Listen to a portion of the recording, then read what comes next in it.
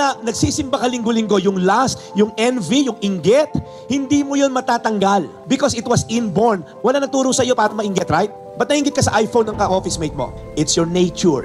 Lumalabas lang yon. Hindi ka kailangan turuan magsinungaling. Hindi ka kailangan turuan mainggit. By nature, masama na tayo. We're all headed to hell.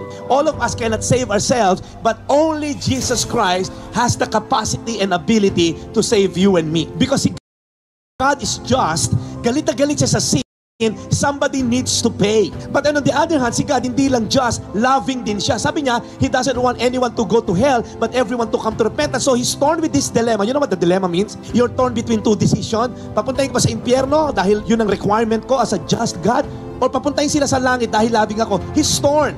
Pero hindi niya pwedeng ipikit yung mata niya.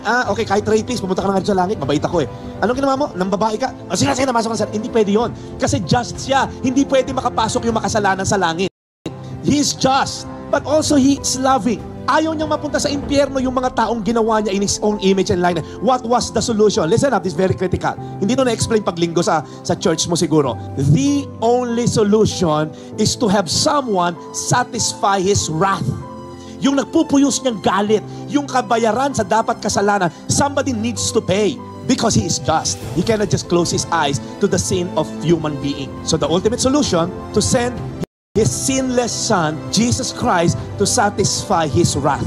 When Jesus was crying in the Garden of Gethsemane, He was torn. Sabi niya, Dad, is it possible to take this cup away from me? What He's saying is, yung wrath mo na inipon mo throughout it, mula na nagkasala si Adam at si Eve, somebody needs to drink this wrath. Pwede bang hindi ko na lang pagdaanan yung cross? Pag hindi ginawa ni Jesus yun, lahat tayo papuntang impyerno kahit gano'ng kakabayan. That's my point. But thanks be to Jesus. Sabi niya, but not my will, but yours be done.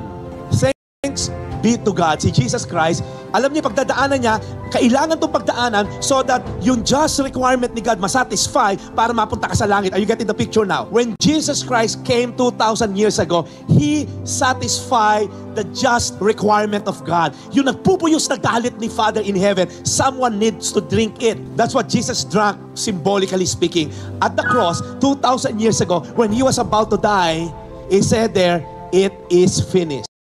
The Greek word there is tetelestai. It's actually a carpentry word. Pag may ginawa silang lamesa, uupuan, sasabihin nila, tetelestai. It is finished, ready for delivery. Nothing to add, nothing to deduct. That's the word that was used by Jesus Christ. Tetelestai. It is finished. Listen up, this is important. Most especially sa mga tao rito, you thought that you can go to heaven by good works. It is done. You cannot do anything to add to Christ's salvation's finished work at the cross. You cannot do anything, you cannot deduct, you cannot add. Two things is needed just to solidify my case that it's not by good works you will be saved. Remember when Jesus Christ died on the cross, He was with two thieves. May dalawang magnanakaw na katabi siya, right? Now, yung dalawang magnanakaw, they're worst of criminals. I mean, crucifixion was invented by the Persians. It was perfected by the Romans. It's the most horrific way to die. It's painful kasi nakapako ka sa paa at sa kamay. When you want to inhale, the full weight ay nandito sa paa na nakapako, excruciating pain. And pag exhale mo, yung full weight nasa kamay. Excruciating pain, nagbabalikan lang. Some people died days bago mamatay because it's a billboard of Rome. Do not mess with us, you're gonna die crucified. So when Jesus was about to die, may dalawa siyang katabing magnanakaw. Hindi po yung nagnakaw lang ng pandesal. They're worse, mamatay and all. Now the other guy sabi, kung Messiah ka talaga, save yourself. And then the other guy, the same guy sabi, Jesus, remember me when you reign in your kingdom, which is kind of weird because what he's saying, you're not gonna end in death. You're not gonna die. Which is interesting because lahat ng pinapako sa krus, the Romans will make sure you're gonna die. Pinapalo sa lulod pagka hindi ka mamatay-matay. Kunyari, 3 araw ka na, hindi ka mamatay-matay. Papaluin ka na lang, mamatay ka o sasaksakin ka. Because everyone na crucified is gonna die.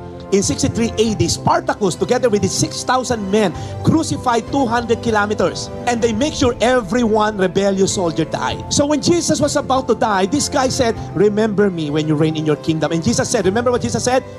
Today, you will be with me in paradise. Yung mokong na yon, nasa langit ngayon. Siya nga una kong pupuntahan pagdating ko langit. Sasabihin ko, loko ka, ako nagpastor pa. Bago makarating dito, ikaw, may ginawa ka lang na 2 tama bago ka mamatay. Ni wala siyang ginawang kabutihan. He is the worst of a criminal. But he is now in heaven, not by good works, but by 2 things that's required for you to go to heaven. Because some of you here are driven by good works. Some of you here naman, may mga kasalanan na paikot-ikot lang, hindi malabanan. Meron ba rito makasalanan yung paikot-ikot lang? Alam mo mali, pero ginagawa mo pa rin?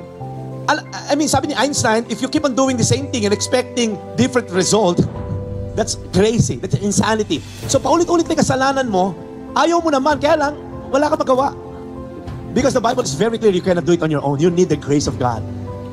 Gusto niyo malaman kung how you go to heaven? Believe me, you need to know this. The only way for you to go to heaven, if you confess with your mouth that Jesus is Lord, and you believe in your heart that He rose from the dead, you will be saved. Hindi na pinahirapan ni Jesus. Hindi na kailangan magpenitensya ka. Hindi na kailangan lumuhod ka sa pintuan ng Baklaran hanggang all the way to Quiapo Church. Hindi na kailangan gumawa ka ng kabutihan. Don't get me wrong, good works will follow, but it's only out of gratitude of the salvation you receive for free. It's not a way to be saved. Hello? Good works will follow because na-save ka na. Not a means to be saved. That's two different things.